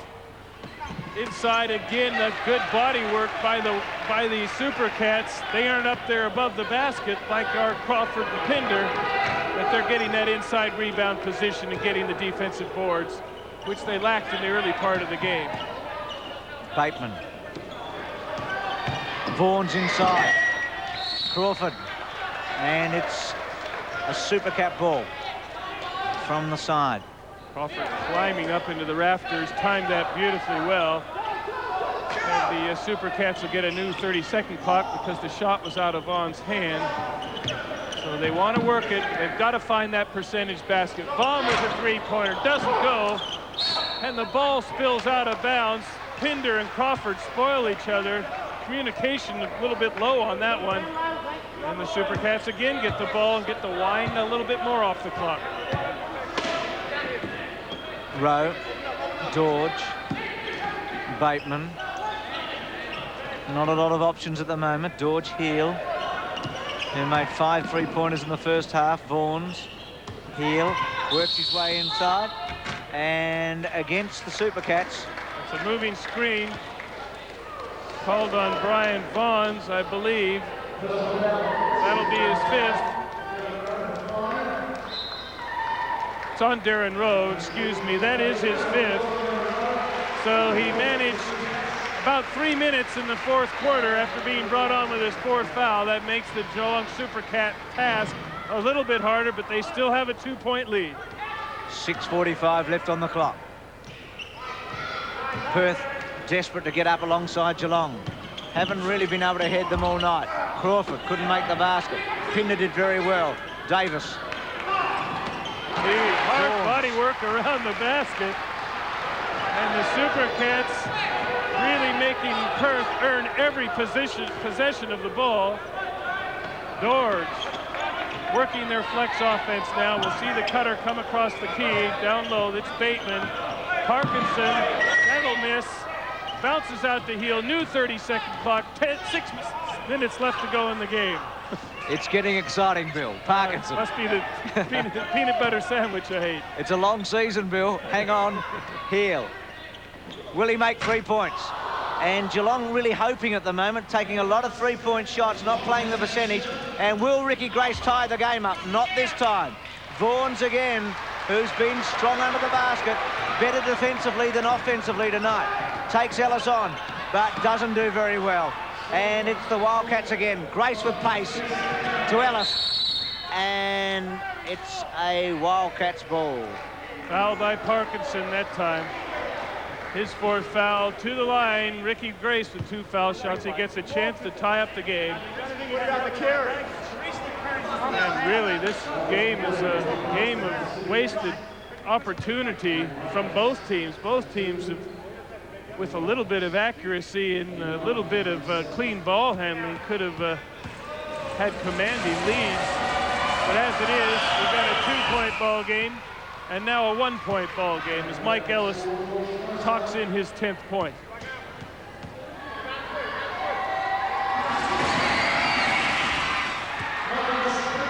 And ties it up at 89 apiece. So the pressure right on the Supercats. Heel. Will he try for a three-pointer or set up something a little more orthodox? Vaughns. Bateman misses it. Pinder. He's got Ellis outside of him. Uses him. Will the captain make it? No. Bateman knocks it away, and it'll be a Wildcats ball. All of a sudden, Bill, the options for Geelong in offence seem to have closed. Yes, well, they aren't targeting people at the moment. It looks like Geelong is hoping somebody else will do it for them. Where Perth, they're a lot more confident, though all the Perth players seem to want to be the one that does it. And it's that confidence in a game like this that often carries you home. Grace, he wanted the shot, didn't get it. Again, good defensive rebounding, tremendous positioning from the Supercats. Now let's see who gets the ball for the Supercats. Bateman probably should be the target at this stage. He and Pinder have had a real good battle inside. Bateman coming out probably marginally ahead, simply by his better scoring. Heel, 10-second clock goes. Dorge inside, slapped by Pinder. He was turning, starting his shooting action. Pinder walks straight to the bench. He knows that's his 5th foul. So Pinder becomes the 2nd player to be disqualified. We've got a timeout. When we come back, we will see at the foul line, John Dorge shooting 2 foul shots as Tiny Pinder pensively looks back on the court with the score tied, 89 apiece.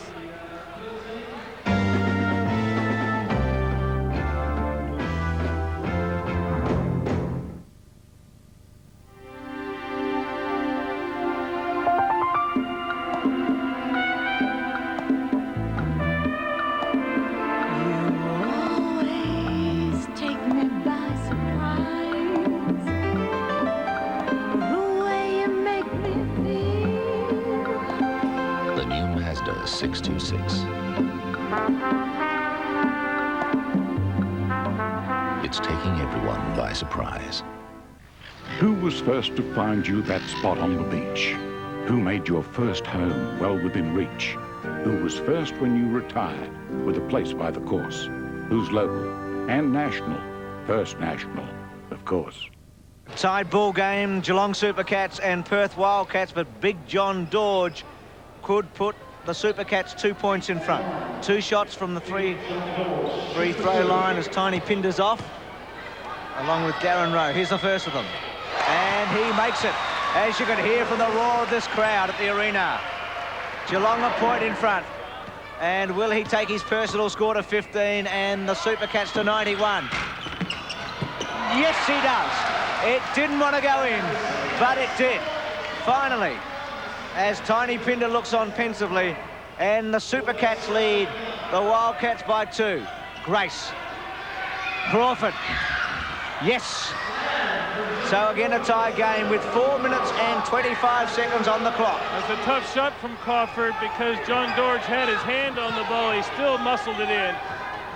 Geelong pressured by the Wildcats. Bateman guarded by Crawford. Crawford hanging off of him, challenging him to shoot that outside. Heel guarded by Grace. No targets yet. Dorge from the foul line works on Allen. They got to get it up shortly. 3 seconds on the clock. Bateman goes to the hoop. Dorge can't find it. Vaughn's got it. He misses. Dorge. Ball still alive. Vaughn's! Just 10 points for Brian Vaughn tonight, but were those 2 valuable? 93-91, 3 minutes and 40 on the clock.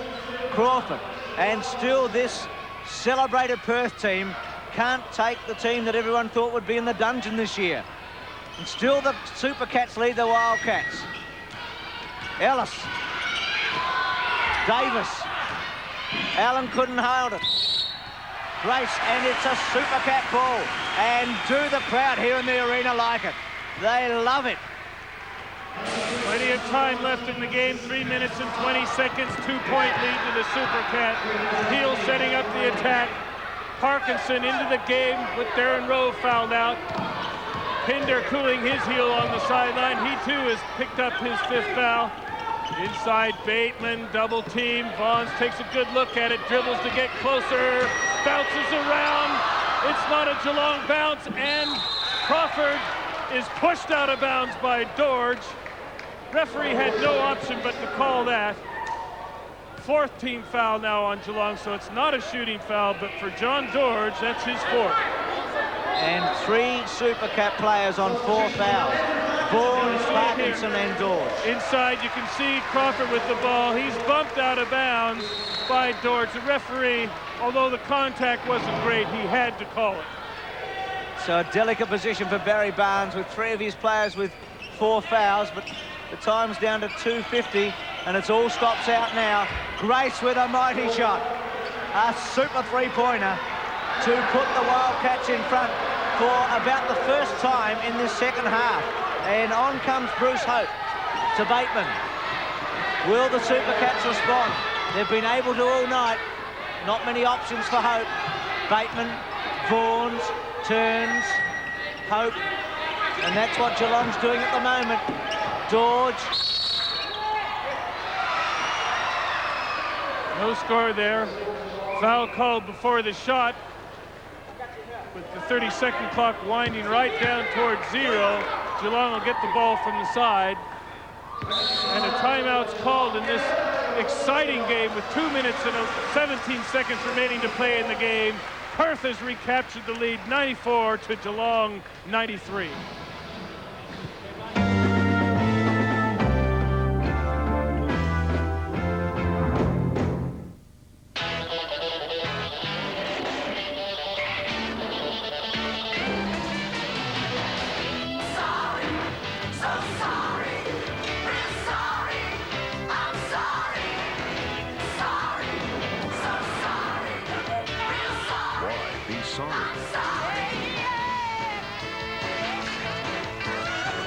Your low quote from HBF Advantage Insurance now. It's a break from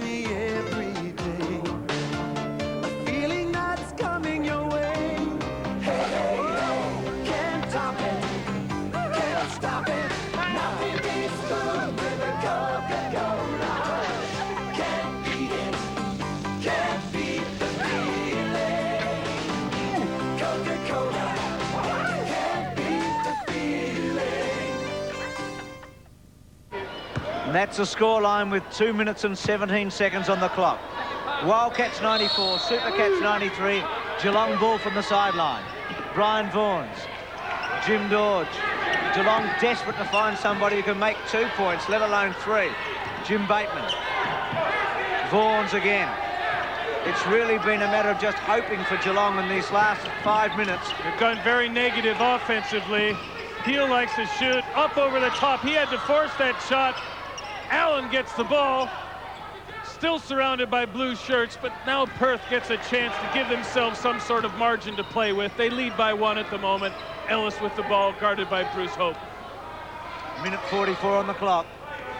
Grace steadies it up. 24 points, an excellent game. Crawford to Ellis. Torrance. Allen tries a long one. Doesn't get close, but Crawford takes the rebound. Fouled. Brian Vaughn picks up his 5th foul. Good rebound position. One of the few times Geelong didn't have great rebound position. You can see Crawford with the inside position, fouled by Vaughn from the side. That's his 5th. Geelong's task gets just that little bit harder now. Bruce Holtgren into the lineup. The 2 imports for the Supercats, sitting now on the bench with 5 fouls. Billy Mildenhall says, none of these huddles, let's get on with the play. Crawford with 17 points in the game, has 2 shots.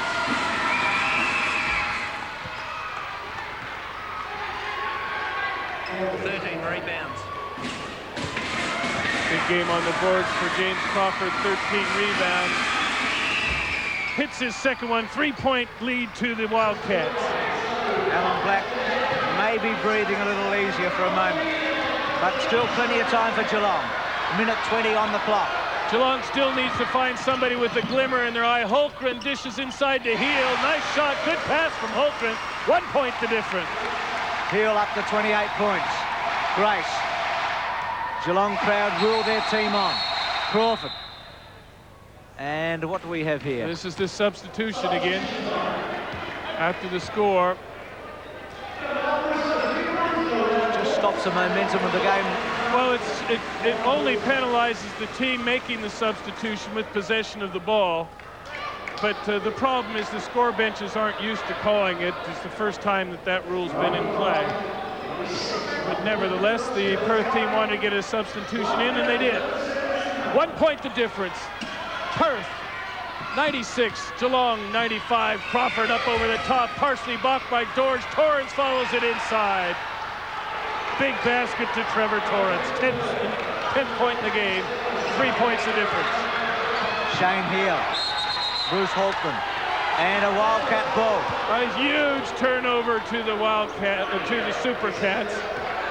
And Holtgren had a very difficult time reeling that one in. That pass led him right out of bounds. Perth really should control it from here. 39 seconds on the clock, leading by 3. If they can make a 2-point here, that should be the game. Torrance.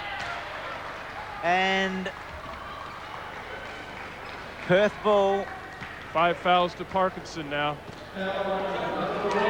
So he fouls out of the game, but that was a good foul because that was really a sure 2 points by Trevor Torrance, set up by the good play of Ricky Grace, who got the penetration and kicked it off when the defense rotated towards him. And we'll take a final break now with 34 seconds remaining to play in the game. Perth on the foul line, shooting 2 foul shots and leading by 3 points.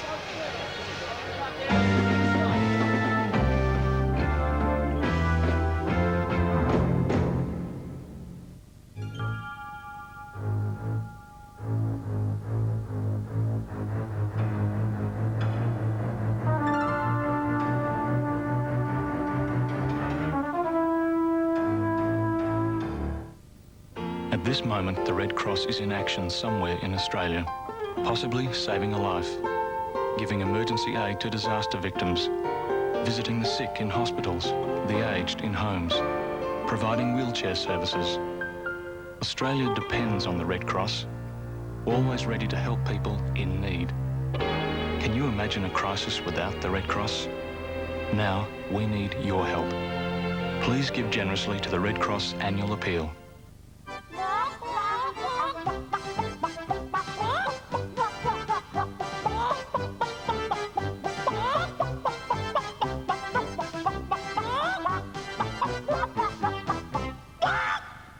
Here's Barry Barnes. 2 spots. So come up and up. Let's go. Come on. Setting his offense, worrying exactly what they're going to do after the foul shots. Obviously, they've got to come down and get a quick three-pointer up, then press up. They would like to, but I doubt if they'd be able to do it, to get that shot up before there's 30 seconds left on the clock, meaning that Perth would have to take another shot. But with 34 seconds, Trevor Torrance on the line shooting 2 foul shots, they probably now are going to have to come up with a steal.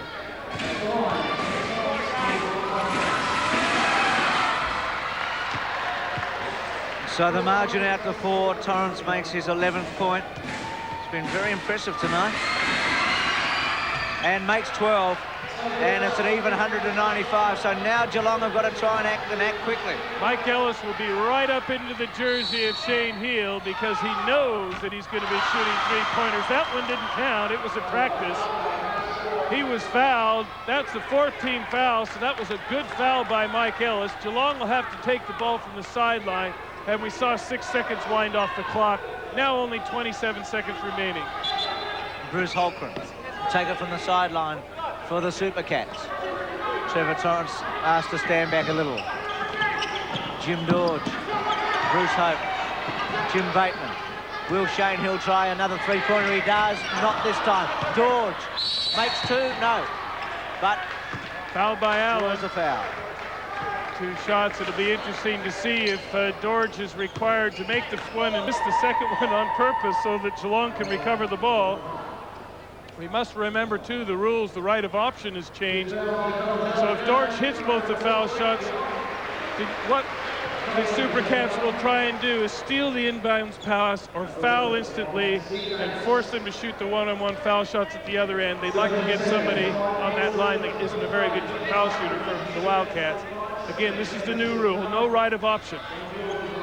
So George now most likely will try and hit both these, and then they'll try and steal the inbounds pass. Well, he's missed one. That's not helpful. Certainly restricts the options now, reduces them. Got the second. Let's see if they foul. They've got to get on him quick. Too late now. They really should be using the fouls, but it's too late now with 8 seconds left to go. Keeper's off for the Wildcats, and they've just got out of jail on this one. And that's it, as Alan Black goes over to shake Barry Barnes' hand.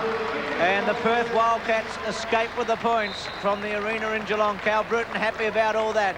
But, gee, it was a struggle. 100-96. Well, we saw a foul right at the end, so that there will be a one-on-one foul shots with the players, with the fans running onto the floor.